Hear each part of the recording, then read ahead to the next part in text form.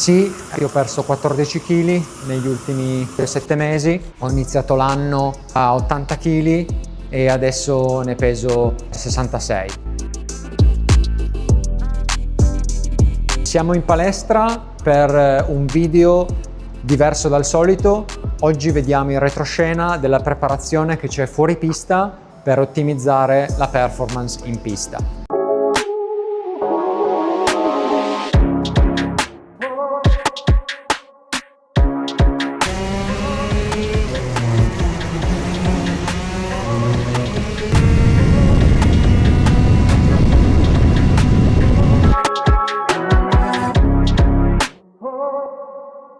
Sì, fare karting e stare il più possibile in pista è l'allenamento consigliato.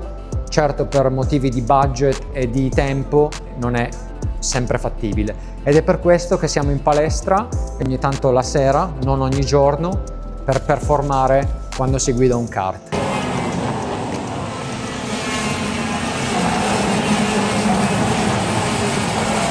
Ci sono diverse aree su cui io mi focalizzo nella preparazione a gare di kart, specialmente quando sono eventi di più di 2 giorni, richiedono molta capacità fisica, ma soprattutto anche concentrazione mentale. Oggi vedremo l'aspetto fisico, braccia, addome, resistenza fisica generale e l'aspetto del peso.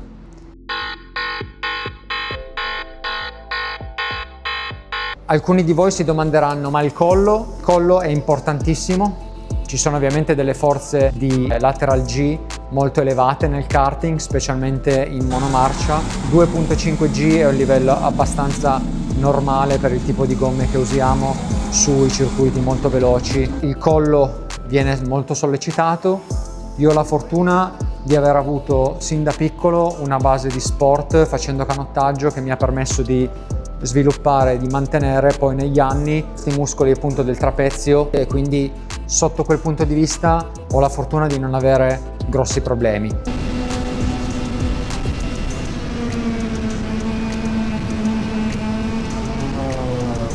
karting è una disciplina che richiede molto più sforzo fisico rispetto a quello che si possa immaginare. Se non siete mai andati su una pista di kart o non avete mai provato un kart anche a noleggio, vi consiglio di provarlo. Generalmente quando parlo a persone scese per la prima volta da un kart a noleggio, le sensazioni tipiche sono quelle di un male alle braccia, male al collo, molte volte male alle costole, però principalmente sono gli avambracci e le mani il vero problema. Non è uno sforzo che può essere aiutato a massimizzare il numero di chili che portiamo sul bilanciere, assolutamente no, si tratta di alte ripetizioni a bassi carichi di pesi ma portate avanti a sfinimento. Quindi cerco di utilizzare pesi da 6 kg.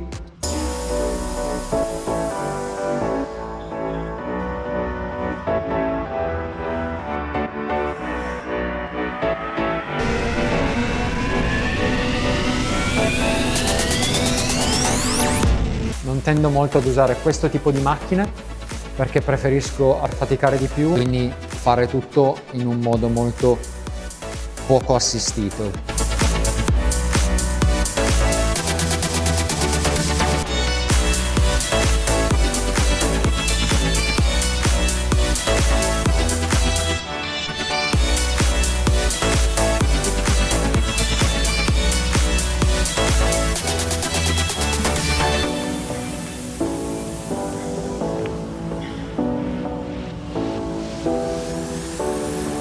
La parte addominale è fondamentale, infatti ci sono molti che dicono il kart bisogna guidarlo con il culo. È esattamente così, un detto molto comune nei paddock. C'è un aspetto in cui il kart bisogna guidarlo anche con l'addome. Importantissimo, quindi parte alta sia parte bassa. Come vedete ci sono un sacco di esercizi che faccio, uso un semplice tappetino.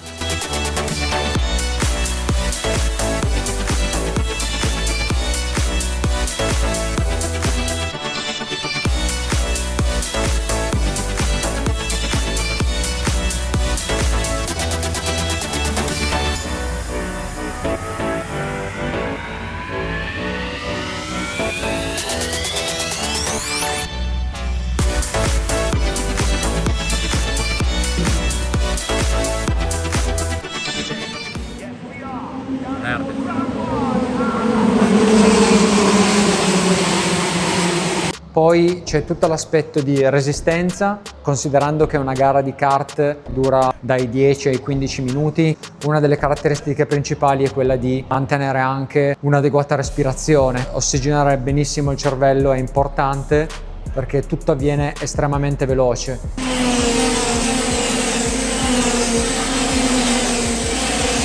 Non c'è solo il controllo di se stessi, cosa si fa al volante, ma in una situazione di gara ci sono un sacco di variabili su cui non si ha controllo e quindi bisogna reagire in pochissimi millisecondi. Quindi la testa ha bisogno di essere costantemente ossigenata per far sì che sia lucida nei momenti in cui magari nella seconda parte di gara la stanchezza tende a prevalere. Prima di tutto mi alleno tantissimo sul remergometro, ho vogatore, è uno sport completo, io continuo a farlo perché aiuta braccia, addome, resistenza, capacità mentale sotto sforzo.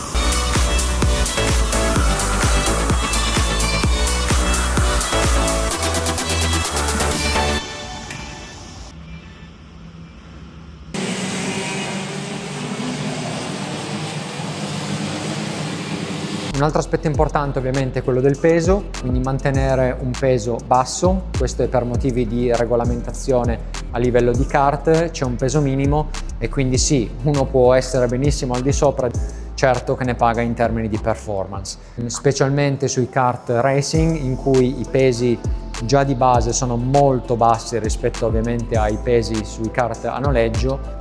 Ogni chilo in più relativamente rispetto al peso totale del pacchetto, quindi kart e pilota, è ovviamente molto più impattante.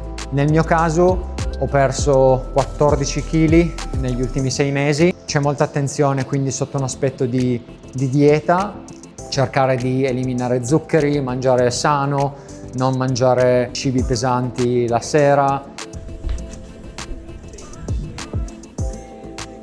La cyclette è stato uno degli strumenti che mi hanno aiutato a perdere tantissimo peso e molto velocemente. Non si tratta di sforzo in termini di watt, ma si tratta di uno sforzo prolungato, costante.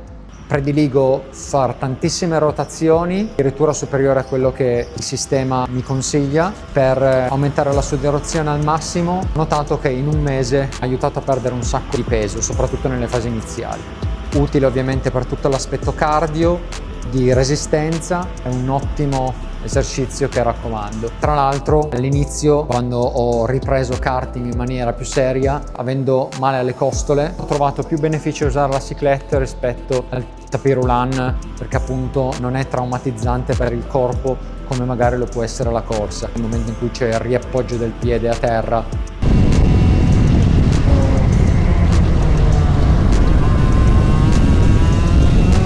è importantissimo infatti essere molto rilassati sul kart, non contratti. Per esempio, quando siamo in curva siamo praticamente in apnea. Uno dovesse respirare in appoggio e quindi con G laterale applicata, le costole andrebbero in rottura. Quindi non vi consiglio di provare. Il fatto che stiamo molto in apnea e le curve arrivano tutte una molto veloce una dopo l'altra fa sì che abituare il fisico allo sforzo costante, non a picchi di sforzo, aiuti molto questo aspetto qui. E quindi sia il vogatore che la cyclette aiutano tantissimo. Come avrete visto, ci sono molti piloti di F1 che utilizzano il ciclismo come metodo di allenamento core.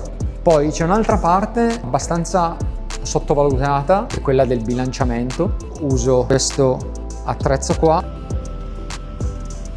e questo credo che abbia anche dei benefici sulla visione periferica. Lo uso per esempio per riscaldarmi durante le sessioni, per mantenere buona flessibilità sulla caviglia e per evitare di irrigidire troppo quando magari si è stanchi entrambi i piedi, che sono necessari per essere fluidi poi nel momento in cui si dà gas o in cui bisogna controllare la frenata.